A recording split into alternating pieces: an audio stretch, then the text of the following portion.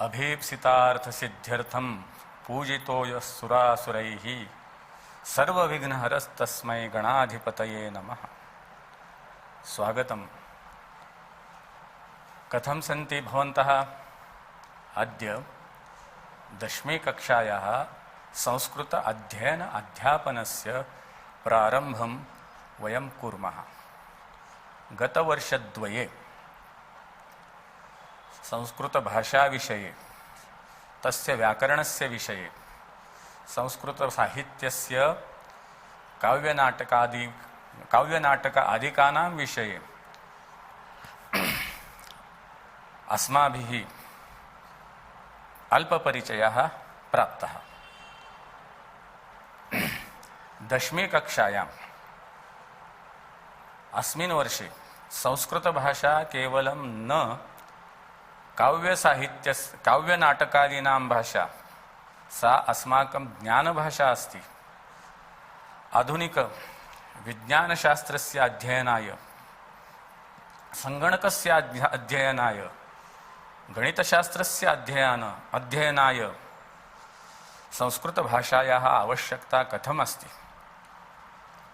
भारतीयतत्त्वज्ञानस्य परिशीलनार्थं संस्कृतभाषायाः महत्त्वं किम्? तथा च भारतीयसंस्कृतेः यथार्थज्ञानार्थं संस्कृतस्य ज्ञानम् अत्यावश्यकम्। उच्यते संस्कृतिः संस्कृताश्रिता खलु।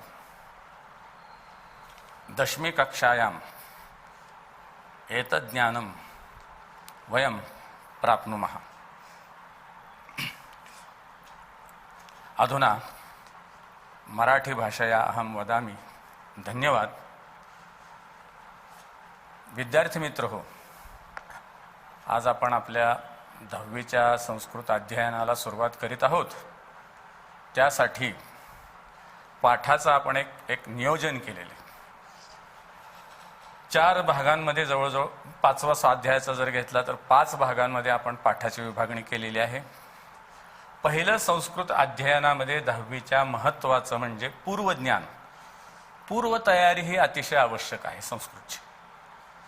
इतर भाषांमध्ये सगळ्याच गोष्टींमध्ये आहे, पण संस्कृतमध्ये जास्त आवश्यक आहे। आपण त्यासाठी संस्कृत शब्दांचा परिचय झालाय, नामं आपण पाहिली, सर्वनामं, विशेषणे। नंतर 9वी मध्ये आपण अव्यय, विशेषणांचे प्रकार हे सगळं पाहिलंय। त्याच्यामध्ये सुद्धा बघा, विशेषण सुद्धा प्राचीनः देशः, प्राचीनः हे विशेषण पण आहे, पण संस्कृतमध्ये धातुसाधित विशेषणांचा फार मोठ्या प्रमाणामध्ये वापर केला जातो। आपण आता ते पुढे व्याकरणाचे पाठ होणार आहेत, त्यामध्ये बारकाईने पाहणार आहोत। पण सध्या या गोष्टी, क्रियापदांची म्हणजे धातूंची काय भूमिका आहे, त्यानंतर संस्कृत क्रियापदांचे मुख्य प्रकार, परस्मैपद, आत्मनेपद, हे सगळं आपल्याला व्यवस्थित माहिती पाहिजे। ते असेल तर आपण पुढे जाण्याला काही अर्थ आहे। आता बरेच दिवस गेलेले आहेत, सगळ्यांना संस्कृतचा अभ्यास म्हणल्यानंतर कधी एकदा पहिला धडा उघडतोय आणि आपण त्याचा अभ्यास करायला सुरुवात करतोय, अशी घाई झालेली आहे। अभ्यास केला तर उपयोग होईलही, त्याचा उपयोग, अभ्यास केलेला कधीच वाया जात नसतो, परंतु पूर्वज्ञानावर आधारित ज्ञान फार महत्त्वाचे आहे। सध्या आता सगळीकडे आपण एकच गोष्ट ऐकतोय, त्यासाठी मला एक आठवलं उदाहरण। काय? कोरोना कुणाला होतो? ज्याची प्रतिकार शक्ती, कुठला शब्द इंग्लिश वापरतो आपण, इम्युनिटी कमी आहे, त्याला कोरोनाचा संसर्ग होतो। ज्याची प्रतिकार शक्ती, रोगप्रतिकार शक्ती चांगली आहे, त्याला लवकर बाधा होत नाही। कदाचित अतिसंसर्गामुळे बाधा झाली तर तो त्याच्यावर विजय मिळवतो। तसं आपलं भाषेचं पूर्वज्ञान चांगलं जर असेल, तरी कसलीही प्रश्नपत्रिका आली, कोणत्याही प्रकारचे असे वेगवेगळ्या पद्धतीने प्रश्न विचारले तर आपल्याला त्याची भीती वाटणार नाही। असू द्या, आजारपणाची उदाहरणं आता काय, सगळ्यांना कुस्ती माहिती आहे, पहिलवान माहिती आहे सगळ्यांना। आपल्या शाळेमध्ये तर चांगले पहिलवान आहेत बरं का। अवघड आहे कुस्ती खेळणं, सगळ्यांना माहिती आहे. 15-20 जोर काढायचे म्हटलं तर हातपाय लटपटायला लागतात. आपल्या दोन्ही शाळांमध्ये 1000च्या वर जोर काढणारी मुलं आहेत बरं का, साधी गोष्ट नाही. मी हे कशासाठी सांगतोय, कुस्ती प्रत्यक्ष खेळत असताना कुस्तीचे डावपेच शिकावे लागतात, वापरावे लागतात शिकलेले. परंतु ते करण्याआधी त्या मल्लाला किंवा आता तिला असं सुद्धा म्हणावं लागेल बरं का, भारतामधल्या आपल्या स्त्रियांनी कुस्तीमध्ये आंतरराष्ट्रीय पातळीवर मोठं स्थान मिळवलेलं आहे. किती तयारी करावी लागते, जोर, बैठका, ते मुदगल किंवा कारलं फिरवणं, ते कुस्तीचं मैदान खणून काढणं, धावणं, एवढं नुसता व्यायाम नाही, योग्य खुराक, आहार, बदाम वगैरे, दूध, तूप, हे सगळं घ्यावं लागतं. मग कुस्तीचे डावपेच शिकावे लागतात आणि मग कुस्ती खेळताना त्याचा वापर प्रत्यक्ष होतो. पण एखादा जर म्हणाला मला जर काय फक्त कुस्ती खेळायची, मी डाव शिकतो आणि कुस्ती खेळतो, तो जिंकू शकेल का? नाही. तसं प्रश्नपत्रिकेचा मी सराव करतो, सारखं मी प्रश्नपत्रिका सोडवतो, असं जर एखादा करेल त्याला थोडाफार उपयोग होईल. पण आधी हा व्यायाम जरी प्रत्यक्ष तिथं कुस्तीच्या मैदानावर करायचा नसला तरी आपण आत्ता सांगितलेला व्यायाम केलेला असल्याशिवाय कुस्तीचे डावपेच आपल्याला चालवता येणार नाहीत, हे पहिल्यांदा लक्षात घ्या. म्हणून मी हे सांगतोय, आपलं असं लक्ष सगळं केंद्रित परीक्षेकडे झालेलं आहे. पण भाषेच्या बाबतींमध्ये असं चालत नाही. भाषेमध्ये भाषेचं संपूर्ण ज्ञान, आणि ही आपण भाषा तशी नवीन शिकत असल्यामुळं त्यांचा शब्द वापर, त्यांची लिखाणाची पद्धत, या सगळ्यांचा आपण अभ्यास केला पाहिजे. या सगळ्या गोष्टी लक्षात आपण घेतल्या पाहिजेत. आत्ता आपण सांगितलेले शब्दांचे प्रकार, वाक्यरचनेचा अभ्यास, साहित्याचं महत्त्व, हे सगळं एकत्रितपणे आपण वापरलं पाहिजे आणि पुन्हा पुढची वाटचाल केली पाहिजे. आणि त्या वाटचालीमध्ये आपल्या पाठ्यपुस्तकामध्येच दिलेलं आहे सुरुवातीला, अध्ययन निष्पत्ती किंवा अभ्यासक्रमस्य निष्पत्ती, हे असंही त्याला म्हणलं तर हरकत नाही. आपण मराठीमध्ये त्याच्यासाठी वापरतो अध्ययन अध्यापनाची उद्दिष्ट. तर ती उद्दिष्ट आपण पाहिली पाहिजेत. असं आहे, प्रयोजनम अनुद्दिश्य मंदाः अपि न प्रवर्तते. काहीतरी हेतू ठरवल्याशिवाय मंदबुद्धीचा माणूस एखादं कार्य करायला प्रवृत्त होत नाही. आपण तर विद्यार्थी, आपलं नियोजन आवश्यक आहे. ते नियोजन काय आहे ते आपण समजून घेतलं पाहिजे. सर्वांगीण नियोजन आहे. आता सगळे मुद्दे मी इथं वाचत बसत नाही. पहिल्यांदा आपल्याला संस्कृतचं श्रवण जमलं पाहिजे. शाळेमधलं शिकवलेलं तर व्यवस्थित ऐकता आलंच पाहिजे, पण आकाशवाणीवर, दूरचित्रवाणीवर, समाज माध्यमांवर संस्कृतचे अनेक कार्यक्रम चालू आहेत. ते आपल्याला आकलनपूर्वक ऐकता आले पाहिजेत. संभाषण आपल्याला संस्कृत समजून घेता आलं पाहिजे. दुसरं आहे भाषण. भाषेचं तर फार महत्त्व आहे. आपण थोडेसे मागं पडतो ते भाषणाचा सराव न केल्यामुळं बरं का. भाषा हा शब्द आहे ना, या भाषते सा भाषा, जी बोलली जाते ती भाषा. आपण जर तिचा बोलण्यात वापरच करत नसू तर तो एक भाग आपला अपूर्ण राहतोय, आपल्या ज्ञानामध्ये कुठेतरी कमतरता राहते. मला ह्याच्यावर एक संस्कृत सुभाषित आठवते. सुभाषितकारांनी म्हणलेले, यह पठती लिखती पश्यती परिपृच्छती पंडितानुपाश्रयती तस्य दिवाकर किरणैः नलिनीमिव विकास्यते बुद्धिः.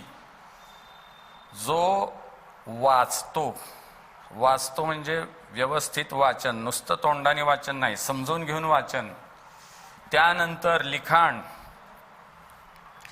त्यानंतर पश्यती म्हणजे निरीक्षण, निरीक्षणानंतर विचार करून प्रश्न विचारणे, योग्य प्रश्न विचारणे, अशा पद्धतीने जो अभ्यास करतो त्याची बुद्धी ज्याप्रमाणे सूर्याच्या किरणांनी कमलाचं दल असं सर्व बाजूने उमलतं त्याप्रमाणे विकसित होतो. बुद्धीचा सर्वांगीण विकास होतोय. म्हणून ह्या सगळ्या घटकांचा आपण इथं विचार करायचा आहे. श्रवणानंतर भाषण, भाषणानंतर पठणम म्हणजे वाचन आपल्याला संस्कृत करता आलं पाहिजे. मग ते संधी विग्रह वगैरे करून संधीसह संस्कृत पाठाचं वगैरे वाचन आपल्याला जमलं पाहिजे. लेखन हे तर अति आवश्यक आहे. परीक्षेच्या दृष्टीने जर पाहिलं तर आपले 80 गुण हे लेखनाला आहेत. आपली इतर कौशल्य आपण कशी ग्रहण केलेली आहेत हे शेवटी 80 गुणांच्या आपल्या उत्तरपत्रिकेतल्या लेखनानुसार ठरणार आहे. त्यामुळं संस्कृत पद्धतीचं त्या व्याकरण नियमानुसार आणि शुद्ध लेखनानुसार दोन्ही पद्धतीने लेखन आपल्याला जमलं पाहिजे. उदाहरणार्थ पठती शब्द लिहायचा आहे. आपल्याला मराठीची सवय लागली आहे, आपण पठती लिहून जातो. ही शुद्ध लेखनातली चूक आहे. ही चूक आहे. बरोबर पद्धत पठती ही झाली आता शुद्ध लेखनातली गोष्ट. व्याकरणदृष्ट्या शुद्ध लिहायला महत्व आहे. जास्त वाक्य प्रथम पुरुषातली असतात म्हणून आपल्याला सवय लागून जाते. अहम प्रतिदिनम पाठशालाम गच्छती असंच मुलं म्हणून जातात. खरं म्हणजे इथं काय म्हणायला पाहिजे, उत्तम पुरुषाचा वापर पाहिजे, गच्छामी. ती ही जी चूक झाली, गच्छामीच्या ऐवजी गच्छती, ही व्याकरण नियमातली चूक झाली. म्हणजे जे लेखन आपल्याला करायचं आहे ते संस्कृतच्या शुद्ध लेखन ऱ्हस्व दीर्घ यानुसारही बरोबर पाहिजे आणि व्याकरणदृष्ट्याही शुद्ध पाहिजे. आणि त्या संस्कृतचा माध्यम भाषेशी अनुवाद वगैरेंच्या द्वारे सरलार्थ लेखनाच्या द्वारे आपल्याला समन्वय करता आलं पाहिजे. पुढचं महत्वाचं उद्दिष्ट आहे अध्ययनम. अनेक उद्दिष्ट आहे, पण आपल्याकडनं जे दुर्लक्षित होतं ते उद्दिष्ट आता मी सांगतोय. बाकीची तर उद्दिष्ट तुम्ही वाचाच. चौथं उद्दिष्ट पहा. प्रस्तावनायाः चिंतन प्रश्नानांच्या आधारेण संस्कृत लेखकान तथा संस्कृत साहित्य विषयम जानन्ति. पाठाच्या आधी जी प्रस्तावना दिलेली आहे आणि जे चिंतन प्रश्न दिलेले आहेत, 2 प्रश्न दिलेले असतात बघा चौकोनात प्रस्तावनेच्या जवळ, त्यांच्या आधारे संस्कृत साहित्याचा, तत्वज्ञानाचा वगैरे त्या लेखकांचा, कवींचा परिचय आपल्याला प्राप्त करून घ्यायचा आहे. मर्यादित आपल्याला ज्ञान ठेवायचं नाहीये. सगळ्या गोष्टींचा यामध्ये विचार केला पाहिजे. आणि शेवटचं जे आहे उद्दिष्ट किंवा निष्पत्ती, भाषाभ्यास. हा संस्कृतमध्ये आपल्याला सहज संवाद करता आला पाहिजे. व्याकरणाचे नियम आपल्याला समजले पाहिजेत. आधुनिक संस्कृत वाङ्मयाचं आपल्याला आकलन झालं पाहिजे. एकतः शतम यावत संख्याः क्रमावृत्ती सहितः जानन्ति. त्या संख्या आपल्याला क्रम आणि आवृत्ती म्हणजे एकवारम द्विवारम अशा पद्धतीने त्यांचा वापर कसा योग्य ठिकाणी झाला पाहिजे हे समजलं पाहिजे. ही उद्दिष्ट आहेत आपली. ही उद्दिष्ट आपण साध्य करायचा प्रयत्न करू तर आपल्याला कृतीपत्रिकेमधले प्रश्न व्यवस्थित सोडवता येणार आहेत. नुसतेच कृतीपत्रिकेमधले प्रश्न सोडवायची तयारी ह्यांना जर सोडून आपण करत असू तर ते व्यवस्थित होणार नाही. म्हणून अभ्यासक्रमाची निष्पत्ती, कशासाठी आपण अभ्यास करायचा आहे याचा विचार करून आपण अभ्यासाचं नियोजन करणार आहोत. त्यानंतर पुढचा प्रकार आपण आता प्रत्यक्ष परीक्षेच्या दृष्टीने जो आहे तो पाहायला सुरुवात करू. कृतीपत्रिकायाः प्रारूपम. गेल्याच वर्षी कृतीपत्रिकेच्या प्रारूपाच्या स्वरूपामध्ये बदल झाला. पुन्हा एकदा मौखिक परीक्षा आलेली आहे. 80 गुणांसाठी लेखी परीक्षा, तर 20 गुणांसाठी मौखिक परीक्षा. त्याच्यामध्ये काही स्वाध्याय लेखन सुद्धा आहे. हे आपल्याला करायचं आहे. हे प्रश्नपत्रिकेचं किंवा कृतीपत्रिकेचं प्रारूप आराखडा समजून सुद्धा आपण अभ्यासाचं नियोजन करायचंय. उगीच वाटलं, धडा पाहिला, त्याचं भाषांतर केलं, संस्कृतचा अभ्यास झाला, असं चालणार नाही. अभ्यासाला काहीतरी एक दिशा आणि नियोजन आवश्यक आहे. मी हे का सांगतोय, बऱ्याच जणांनी याच्याकडं पूर्वज्ञानाकडं अभ्यासक्रमाच्या स्वरूपाकडं दुर्लक्ष केलं आणि मग थोडेसे वेगळ्या पद्धतीचे प्रश्न आल्यानंतर ते गोंधळून गेले. 100 गुणांच्या ध्येयापर्यंत ते पोहोचणं त्यांना अवघड झालं. आमच्याकडे आता जवळजवळ 1000 उत्तरपत्रिका अवलोकनासाठी येतात. त्यावेळेस बाकी खूप त्या मुलांनी विद्यार्थ्यांनी कष्ट केलेलं आहे, पण पूर्वज्ञानाकडं, अभ्यासक्रमाच्या निष्पत्तीकडं आणि प्रश्नपत्रिकेच्या प्रारूपाकडं थोडंसं दुर्लक्ष झालेलं आहे. नुसतं आपलं प्रश्नपत्रिका सोडवणे ह्याच्यावरच थोडासा भर झालेला असल्यामुळं नुकसान विद्यार्थ्याचं झालेलं पाहायला मिळतं. म्हणून या प्रारूपाची आवश्यकता आहे बरं का. प्रारूपामध्ये पहिला विभाग जो आहे तो सुगम संस्कृतम असा आहे. नावामध्येच ते तुम्हाला कळतंय, सुगम म्हणजे सोपं. परंतु एक गोष्ट मुद्दाम सांगतोय, त्या सूचनांकडे कोणी लक्षच देत नाही. सुरुवातीला ज्या दिलेल्या असतात त्या सूचना मी मुद्दाम वाचतोय. सर्वासु कृतीषु वाक्यानां पुनर्लेखनम आवश्यकम. सगळ्या कृती करताना वाक्यांचं पुनर्लेखन म्हणजे वाक्य पुन्हा लिहिणं आवश्यक आहे. उदाहरणार्थ, सत्यम वा असत्यम वाक्यम पुनर्लिखत्वा लिखत असं लिहिलेलं असलं, साधी गोष्ट ही, तरी मुलं नुसतं सत्यम किंवा असत्यम असंच लिहितात. ते वाक्य पुन्हा लिहित नाहीत. उचितम पर्यायम चित्वा, तिथंही तसंच होतं, नुसता पर्यायच लिहिला जातो, अभ्यास तो परिपूर्ण होत नाही. यथासूचनम आकलनकृतयः व्याकरणकृतयः आरेखितव्याः. जशा सूचना दिलेल्या असतील कृतीपत्रिकेमध्ये त्याप्रमाणे व्याकरणाच्या आणि आकलनकृती आहेत त्यांच्या आकृती काढाव्यात. काही विद्यार्थ्यांना मला समजत नाही, ते रेखाचित्र असतं त्याच्यामध्ये ते असे सरळ उत्तरच लिहून टाकतात, 1 2 3 4 म्हणून, आकृती काढत नाहीत.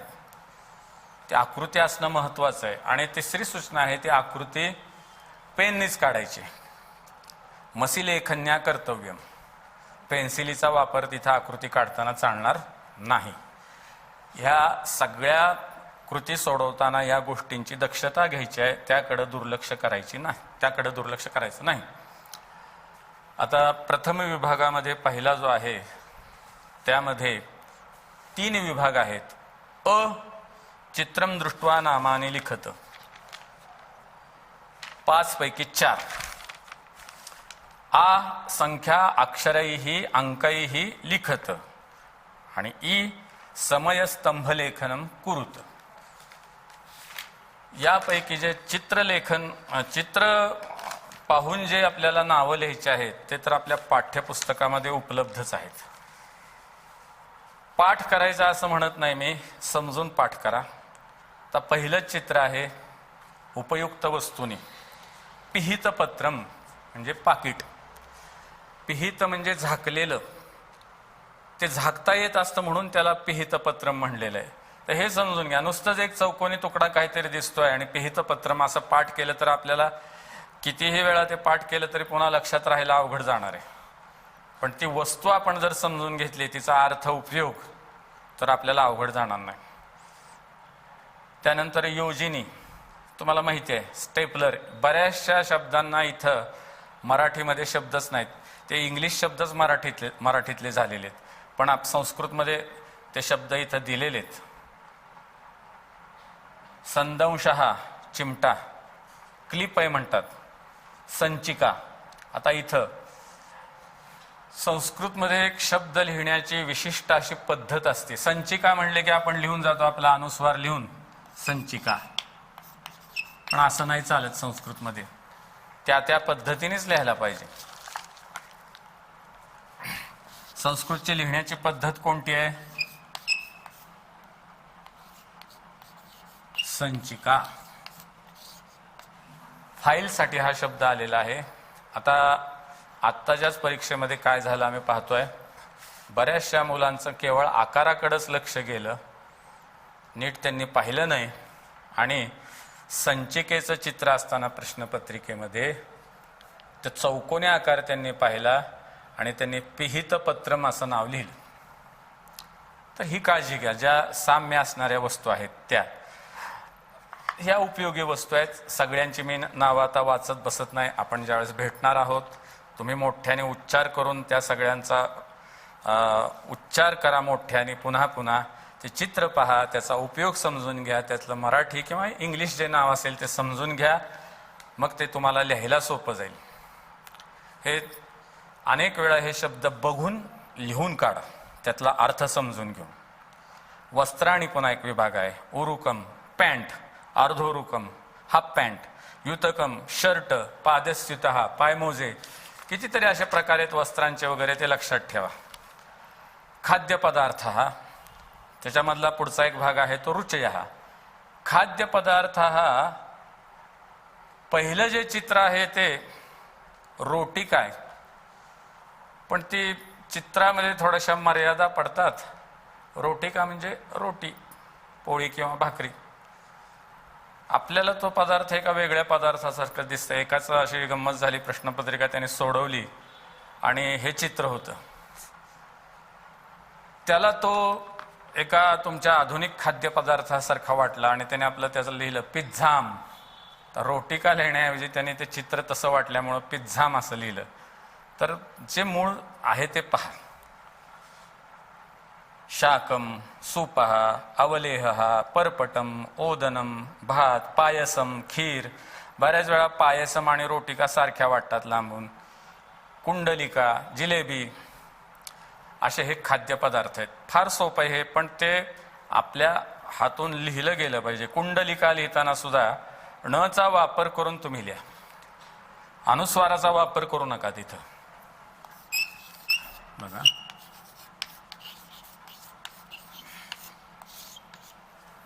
कुंडलिका. पुढचा विभाग आहे रुचयः म्हणजे चवी. इथं असा घोटाळा होतो, चवींची नावंही दिलेली आहेत आणि ती चव असणाऱ्या पदार्थाचं सुद्धा नाव दिलेलं आहे. मुलांचा असा घोटाळा होतो, चित्रांची नावं लिहा म्हणल्यामुळं या ठिकाणी चवीचं नाव लिहिण्याऐवजी त्या वस्तूचं फळाचं नाव लिहिलं जातं. इथं ती काळजी घ्या. परीक्षेला SSC बोर्डाला अपेक्षित आहेत ती चवींची नावं. आमला, आंबट. संस्कृतमध्ये थोडंसं आपल्या मराठीपेक्षा वेगळं आहे. कटुहू म्हणजे तिखट आणि तिक्तम म्हणजे कडू. कारवेल्लम कारलं. कषायम म्हणजे तुरट. आमलकम. इथंही बऱ्याच जणांचा घोटाळा होतो. आमला म्हणजे आंबट, ती चिंच आहे, आणि तुरट आवळा आहे. आमलकम आणि आमला. परीक्षेमध्ये बऱ्याच जणांचा इथंही घोटाळा झाला. तर ह्या ज्या गोष्टी होतात या बाबतीमध्ये जरा सावध राहायचं आहे. पुढं क्रिया आहेत. बऱ्याच वेळा असा घोटाळा होतो की क्रियांमध्ये ज्या वस्तू दाखवल्यात त्याच आपल्याला त्यांच्याकडेच आपलं लक्ष जातं. आता पहिली क्रिया आहे स्थगयती, आणि ती दाखवली आहे मोटार. वाहनम असा लिहित होतो विद्यार्थी. पिदधाती लावतो.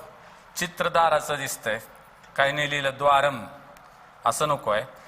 ते एका दृष्टीने जरी बरोबर असलं तरी इथं आपल्याला क्रिया लिहिणं अपेक्षित आहे. चित्रामध्ये क्रिया कोणत्या आहेत ती दाखवणं अपेक्षित आहे, ते लिहायचंय. या बऱ्याचशा क्रिया आहेत, काही गणितातल्या क्रिया आहेत. तुम्ही त्याचा उच्चार करून व्यवस्थित लिहा. 5 पैकी 4 लिहायचे आहेत. समजून अचूक कुठं चुकण्याची शक्यता आहे हे आपण पाहिलेलं आहे.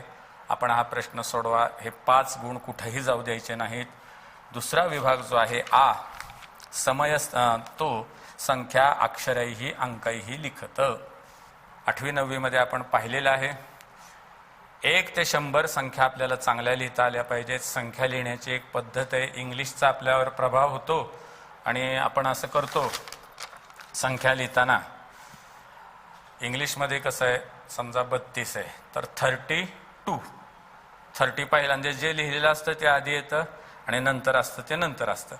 पण संस्कृतमध्ये बऱ्याच अंशी मराठीमध्ये मात्र संख्या लिहिताना एककाचा जो भाग आहे त्याचा उच्चार आधी होतो आणि दशकाचा जो आहे तो नंतर होतो. उदाहरणार्थ 22 ही संख्या आपल्याला लिहायची तर द्वाविंशती ही इथं विसर्ग वगैरे सगळं लिहायचं. या गोष्टी पुन्हा 15, 16, 17 आपण म्हणून जातो 18. तसं नाही, 18. जे काही तेथे बदल होत आहेत त्यांच्याकडे लक्ष पाहिजे. यासाठी 9वीच्या पाठ्यपुस्तकामध्ये जे संख्या लेखन आहे ते तुम्ही काळजीपूर्वक लिहा. पहिल्यांदा संख्या लिहा, त्यानंतर पुन्हा अक्षरांनी त्या संख्या लिहा. लिहित असताना शुद्ध लेखनाच्या नियमांचं पालन करा. काही ठिकाणी विसर्ग आहेत, काही ठिकाणी हलंत आहे. आता तुम्ही म्हणाल हलंत म्हणजे काय, काय नाव दिलेलं आहे? पाय मोडलेला आपण असं म्हणतो ना, याचा अर्थ त्या व्यंजनामध्ये स्वर मिसळलेला नाही, त्याला हलंत म्हणतात. तर ह्याच्यामध्ये पूर्वज्ञानामध्ये तोही भाग आहे बरं का. स्वर कोणती, व्यंजन कोणती, स्वरांचे प्रकार काय, ह्रस्व स्वर, दीर्घ स्वर. परीक्षेला जरी डायरेक्ट त्याच्यावर प्रश्न येणार नसले तरी आपल्याला परिपूर्ण ज्ञानासाठी त्याही गोष्टी पाहून ठेवायच्या आहेत. आपल्या पाठ्यपुस्तकामध्ये आहे. सगळ्याच गोष्टी परीक्षेला येत आहेत म्हणूनच करायच्या नसतात. हे पुन्हा पुन्हा सांगतोय कारण त्याच्याकडं दुर्लक्ष केल्यामुळे जे दुष्परिणाम होत आहेत ते लगेच पाहायला मिळतात. म्हणून तुम्ही या गोष्टींकडे जरा काळजीपूर्वक लक्ष द्या. संख्यालेखन व्यवस्थित करा. संस्कृतमध्ये असे अंकानाम वामतः गती. भारत देश इसवी सन 1947 मध्ये स्वतंत्र झाला असं म्हणायचं असेल तर संस्कृतमध्ये असं म्हटलं जातं, भारत देश हा ख्रिस्ताब्दे. लिहिताना जरी असं लिहिलं पण म्हणताना असं म्हणलं जातं, सप्तचतुर्नव एकतमे स्वतंत्र अभवत. अंकानाम वामतः गती.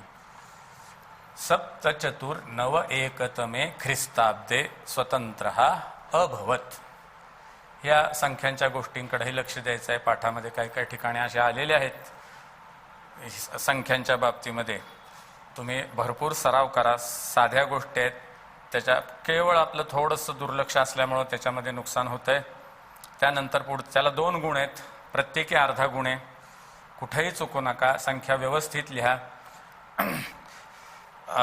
एक प्रकारे थोडंसं ह्याच्यामध्ये इतरेतर द्वंद्व समास असतो. उदाहरणार्थ आपण संख्या घेतली एकादश, 1 अधिक दश, एकादश म्हणजे 1, 1 हा च, दश च म्हणजे 1 आणि 10 किती होतात? 11. तेही लक्षात घ्या. तर संख्या लेखनामध्ये जी काही चूक होती, उदाहरणार्थ 55, आता इथं दोन्ही 5च आहेत. 29 वगैरे संख्यामध्येही नवदशही म्हणलं जातं किंवा 29ही असं म्हणलं जातं.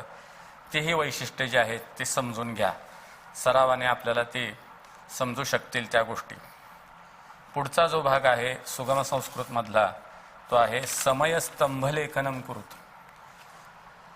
तुम्हाला समय लेखनम कुरुत नाही म्हटलेलं, फक्त जोड्या जुळवायच्यात. तरी पण तिथेही सावध राहिलं पाहिजे. इयत्ता 8वी मध्ये आपण एकवादनम, चतुर्वादनम, पंचवादनम, दशवादनम हे शिकलो. त्याच वेळेस आपण सार्धद्विवादनम अशा गोष्टी, नंतर सपाद अष्टवादनम म्हणजे 8:15, पादोन नववादनम म्हणजे 8:45. पण इथं जरा घोटाळा होतो. पादोन नववादनम म्हणले की आपल्या पुढे 9 आकडा डोळ्याला दिसायला लागतो, पण त्या वेळेमध्ये 9 आकडा लिहिलेला नसतो.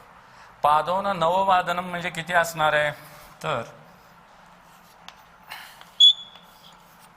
पण आपण लगेच त्या जोडीमध्ये नववादनम त्यातलं पाहिलं की जिथं कुठं नववादनम म्हणलेलं आहे त्याच्याशी ती जोडी लावून टाकतो. पादोन नववादम जरी म्हटलेलं असलं तरी नीट पाहिलं पाहिजे, फसगत होऊ शकते. त्यानंतर 9वी मध्ये आपण अधिक मिनिटं मिळवायला सुरुवात केली. आता हे आधी समजून घ्या बरं का. सार्ध म्हणजे अर्धा तास, अर्ध्या तासासह, आणि पाद म्हणजे पावभाग. घड्याळामध्ये 60 मिनिटं आहेत, त्याचा अर्धा भाग 30 मिनिटांचा होतो आणि पावभाग 15 मिनिटांचा होतो. 15 मिनिटं अधिक असतील, मराठीमध्ये आपण सव्वा म्हणतो, त्याच्यासाठी संस्कृतमध्ये सपाद म्हणलं जातं, आणि मराठीमध्ये पावणे असं वापरतो, त्यासाठी पादोन असं म्हटलं जातं, म्हणजे 15 मिनिटं कमी. या गोष्टीकडे लक्ष द्या. मग काही मिनिटं अधिक मिळवायची असतील, पंचाधिक दशवादनम, 10 वाजून 5 मिनिटं. ते सवयीने पंचाधिककडेच लक्ष जातं आणि 5 वाजले असं लिहितो, जोडी जुळवतो. तर ते पंचाधिक म्हणजे ती 5 मिनिटं आहेत आणि वाजलेले किती आहेत त्याकडे लक्ष पाहिजे. मग 5 मिनिटं कमी असतील तर म्हणलं जातं पंचोन दशवादनम, म्हणजे 10ला किती मिनिटं कमी, 5 मिनिटं कमी. या सगळ्या गोष्टी समजून घ्यायच्यात आणि अचूक लेखन करायचंय.